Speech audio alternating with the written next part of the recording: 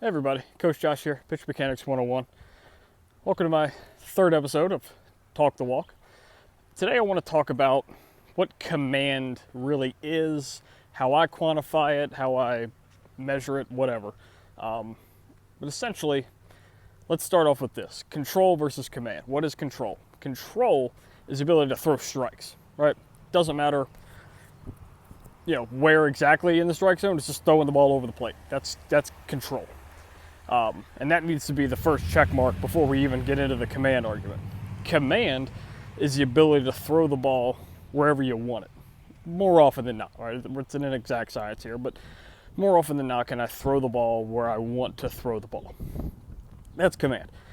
Now, I get this question all the time. Hey, I'm struggling with this. I can't get this pitch down.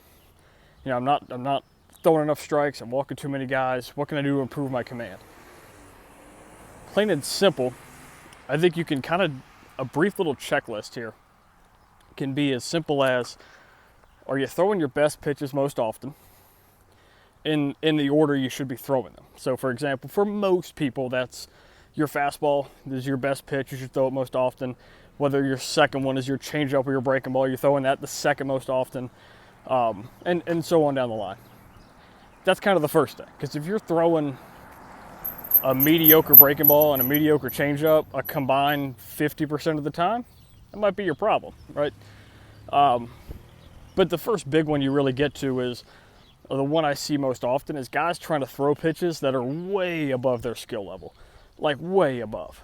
And the one that comes to mind most often to me is trying to throw that glove side changeup or the arm side breaking ball. Most guys can't do it. Most pitches aren't good enough to do it. And that even if they do execute it, it's not really a high productivity pitch, right? Now, if you have an elite level secondary pitch, for example, Johan Santana's changeup, Chris Sale's slider, something along those lines, yeah, maybe, sure, right? We can kind of work to develop it. But I think, I used this example on Twitter a while back of Jake DeGrom. If you go look at his heat maps of where he throws pitches most often, he throws fastballs down the middle, slightly elevated. He kind of mixes fastballs in and out like you should. And then it's predominantly slider to the glove side and change up to the arm side. He's a Cy Young winner. He's got it figured out, right? He knows if he pounds the zone with his fastball and then just hammers good breaking balls to the glove side, one for a strike and one for the swing and miss, and the same thing to the changeup, which I bet if I dug even deeper, he's going to throw that changeup more often to left-handers and the breaking ball more often to right-handers. That all of a sudden you start to get, it becomes a lot easier because now he's only got to throw 4 pitches really. It's fastball to both sides, slider to the glove side, change up to the arm side. That's a lot easier to work on and focus and work to develop. And that's a lot easier to just get really, really good at. And those are easier pitches to throw for strikes, and not necessarily for strikes, but where you want them to. It's a lot easier to throw an arm side changeup, and if I'm going to miss, I'm going to miss more arm side than I just miss out of the zone.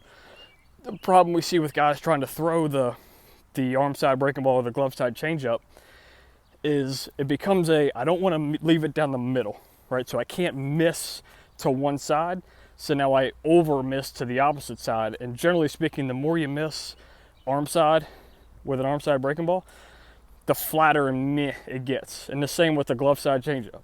The glove side changeup. The more glove side you miss, the more it just tends to flatten out because most time guys cut it to get it there. And all of a sudden, even if it was a really good pitch, say we got it as a 60, 70 grade pitch, it's not by the time you miss with it 3 balls glove side. It doesn't have the same action and depth and run or whatever to it anymore. So you've taken, even if it was a really good pitch, you've cut it down to not being one just because of, the last thing you want to do is miss with an off-speed pitch right down the middle, because generally speaking, those are flat, right? And those are the ones that get hit and they get crushed, and then you have to watch a dude jog around the bases. Nobody likes that. So I think when we just cut those out, we see an immediate improvement in command, because I see it all the time, and we'll do it this fall. We'll start scrimmages, and I'll let catchers call their own game, and we'll kind of talk about, hey, why I liked this call, why I didn't like this call. And what I see is a lot of fastball for a strike. And unless the dude's got the explosive fastball to just keep throwing it by guys, catchers feel like, I don't want to throw it again, right? I just beat him with a fastball. I don't want to throw another one, Or even if he took it, like, oh, he took it, I don't want to throw another fastball. It's like, well, who says you can't? And what normally happens is fastball for strike immediately turns to, let me throw a breaking ball or a changeup here. Sure, has its merits from time to time, but like, why do I want to throw a backdoor breaking ball? And then guy misses with it, 1-1 count. And because that breaking ball was so bad, the hitter knows another one ain't coming. I can sit fastball now, right? And 1-1, when you miss with a bad breaking ball, most catchers aren't going to call another one. Let's go back to the fastball. Let's get to 1-2 here. But now the hitter knows it's coming, right? And that's kind of the like worst thing we can do as a pitcher is throw a pitch that the hitter knows is coming. Try to avoid those situations as best as possible. If we just avoided the crappy off-speed pitch or the changeup beforehand, we don't get to that situation. Let's challenge them with another fastball, or whatever it is. But like that's kind of the one I see most often. Fastball, strike one, and then we just from there we put ourselves back into an even count, and we have to win the 1-1 count. All the data shows if you throw the strike 1-1, how much worse hitters get. If you throw a ball, how much better they get. And because of that, we want to throw our best pitch, and we kind of paint ourselves into the 1-1 fastball the hitter knows is coming. We got to avoid that as best as possible. If we stuck to just throwing the good arm side changeup or glove side breaking ball, maybe we get that. But we try to get fancy, and guys, all of a sudden it's 1-1. I missed with the fastball, it's 2-1. Now it's, hitters again sitting on that fastball. I missed with a good changeup, it's 3-1. Hitter still knows what's coming. Right? We've just painted ourselves into a bad situation. I'll give you a perfect example of how we simplified. We had a kid this fall in the program struggled by the end of the fall with command. Just horrible with it. Kind of lost a little bit of confidence. Sent him home for the fall, had some work to do. But essentially, we kind of mixed some things, but we dropped the arm slot, fastball all of a sudden runs, and it's heavy. Instead of trying to, we need to be able to elevate it, we need to get it down, we need to get an arm side, we need to get a glove side. We got to throw a slider for a strike and a changeup for a strike, and then we got to be able to bury him. We just simplified the whole process and said, your ball moves so much, we're going to throw fastball down the middle and let it run arm side into a left-hander, and we're going to throw only against right-handers at their front hip and let it come back to that corner. Against left-handers, you're just throwing fastballs down the middle, let it run back into their barrel or let it run back into their hands. Plain and simple. And then changeup's the same idea. Just throw it down the middle. It's going to move, trust it enough to do its job. It's going to break below the barrel. Slider, same thing. We throw it down the middle. If it's flat and it kind of hangs, it's in the zone. If it doesn't, we get it to the back foot. We get the swing and miss pitch. Plain and simple. And that was, that's 4 spots. That's 4 pitches he needs to be good at. Simple. And all of a sudden, command shoots through the roof. Confidence shoots through the roof. And the guy has a really good spring before we get shut down. All right, and now he's going to go, and now he's got a D1 scholarship.